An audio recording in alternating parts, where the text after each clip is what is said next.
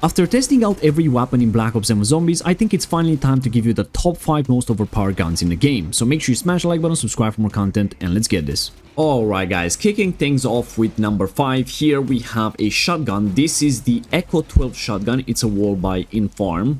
And not gonna lie, I didn't like this weapon very much in the beginning, but after I got some attachments onto it and I started learning how to actually use it, this thing is an absolute monster. I'm using tac stance on it just because on shotgun it works fantastic. And even though shotguns do more damage on headshots, I would recommend you guys using a double standard on your double tap augment. That means every non-critical hit is gonna deal double damage. So for example, if you're doing 100 in the body, you're gonna do 200 with that augment every single time. And because you're using a shotgun and you're not really going for the head, it's like the perfect augment for the perk. Now this thing is gonna one shot until around 35, something like that. And not gonna lie, it's an absolute beast. I mean, just look at this. It has a pretty cool pack-a-punch ability. So normally this weapon shoots 2 bullets very fast and then you have to like rechamber and shoot 2 fast again. But after you pack-a-punch it, you can shoot 4 before rechambering, and well, it makes this thing a monster. And look at this, with Dragon's Breath you're gonna absolutely cruise through the hordes and everything. And I absolutely love using this. I'm going to put the loadout on the screen right now. As you can see, that bear got absolutely demolished. I'm also going to have in the description or in the pinned comment every code for the weapons that I'm going to show you guys today. And again, for this, I went for like the biggest magazine, tac stance, just because it works fantastic, and Dragon's Breath, as these are like the most important attachments for this.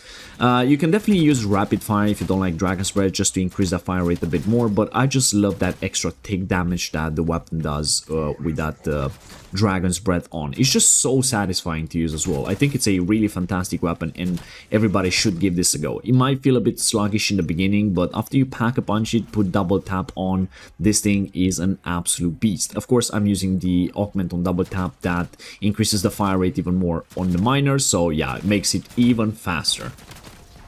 Alright guys, moving on to number 4, we have finally a sniper rifle. This is the Shadow SK.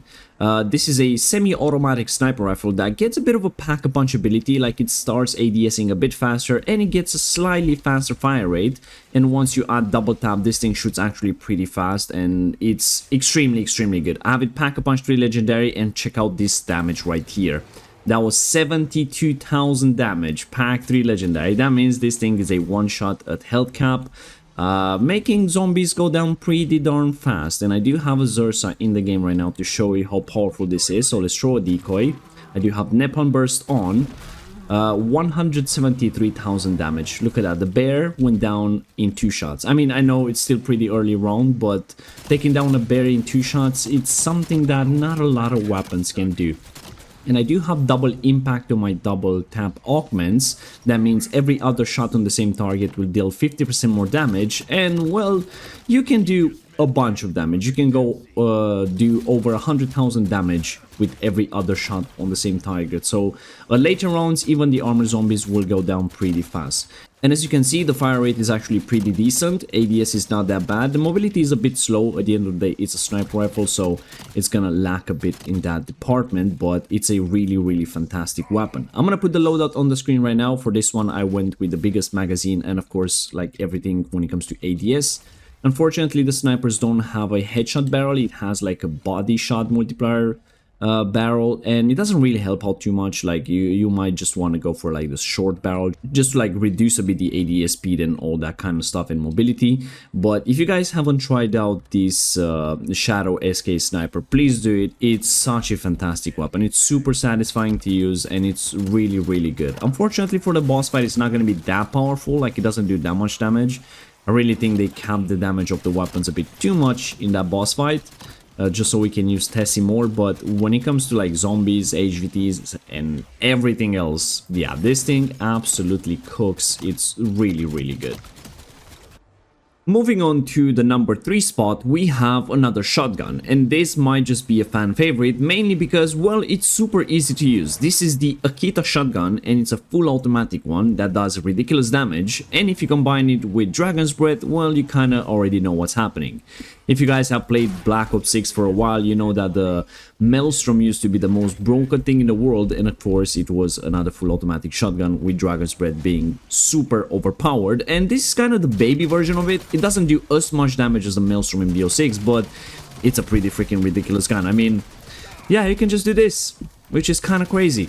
Like, I love this thing. It's so easy to use. Of course, it's not gonna get to health cap with like absolute ease. Like, things are not gonna go as smooth after round 45, let's say, but it gets the job done for sure. Like, Dragon's Breath does help out this gun quite a bit. Like, that extra tick damage it does with the fire, it's quite amazing.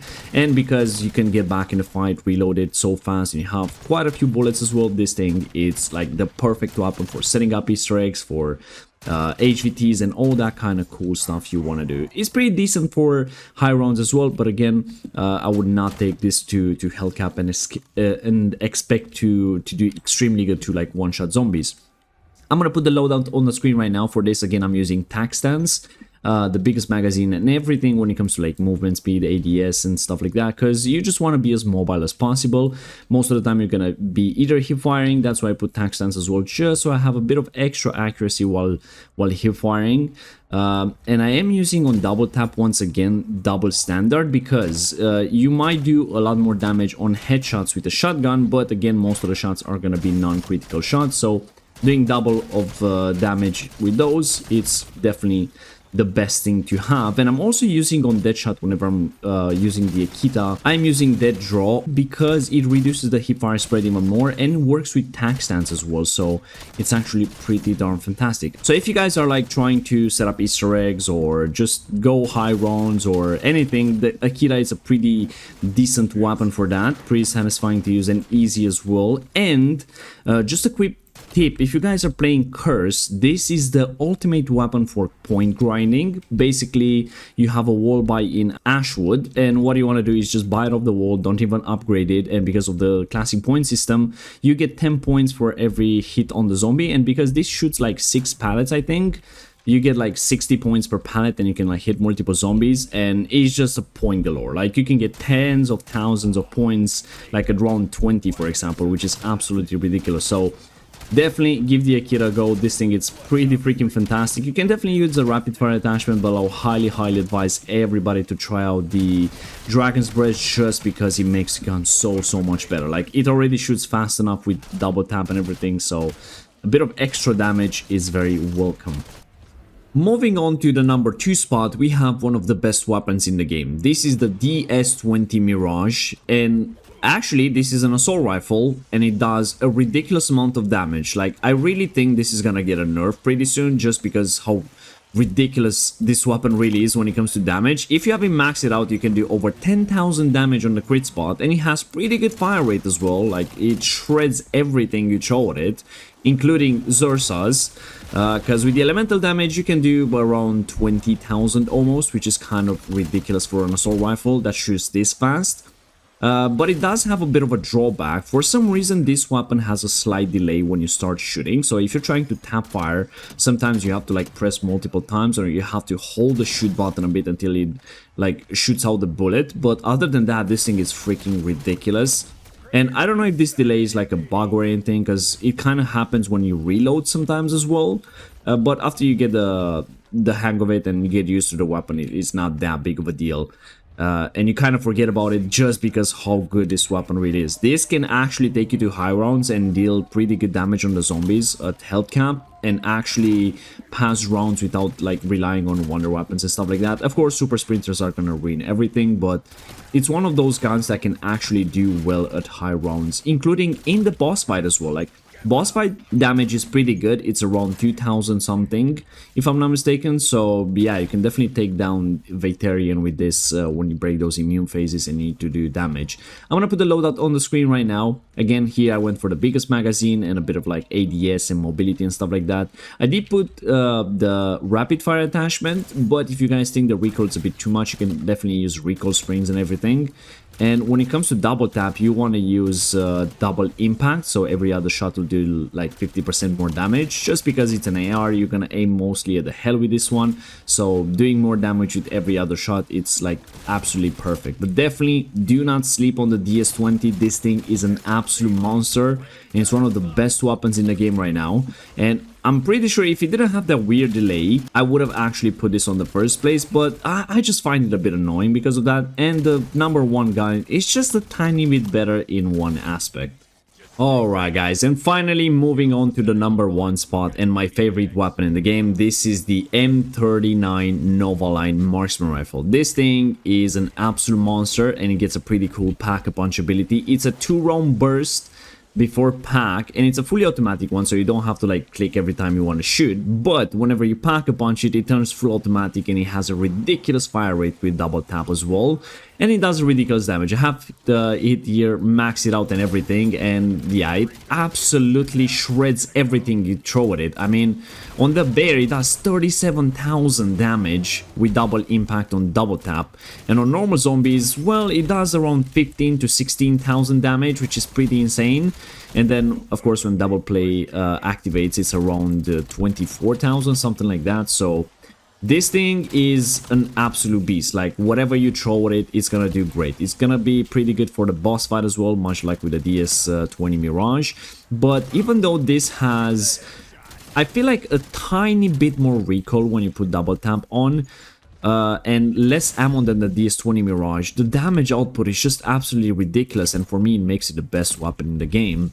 Of course, a lot of the recoil is gonna go away when you buy Deadshot, because this Deadshot is gonna reduce the recoil quite a bit on this gun specifically. So if you guys feel like your weapon is like kicking a bit too much, you can definitely buy Deadshot and see how that plays out. I'm gonna put the loadout on the screen right now. Again, here I went for like the biggest magazine and mobility and all that kind of stuff. I do have the barrel for headshot and everything, but if you feel like the recoil is still a bit too much, you can definitely go for like maybe recoil springs or take off the headshot barrel. But keep in mind, you're not gonna do this damage anymore if you take those off. This thing, as I said, will melt everything you throw at it, and I will highly advise people to give it a go, as it's honestly the best weapon in the game right now. High rounds, boss fights, as I said, it's gonna do it all. Much like the DS20, this will hold pretty well at health cap, but unfortunately, of course, the more super sprinters you have, the more annoying the rounds are gonna get, so you're gonna have to like rely on wonder weapons and like certain camping strategies. But yeah, if you guys haven't tried out the M39 Novaline, please give it a go. It's an absolute beast, and yeah, it's really worth it. This thing has got me through some pretty tough situations in zombies, and is definitely my favorite gun in the game right now. And look at that reload speed, man, with speed cola and classic formula. It's just absolutely insane.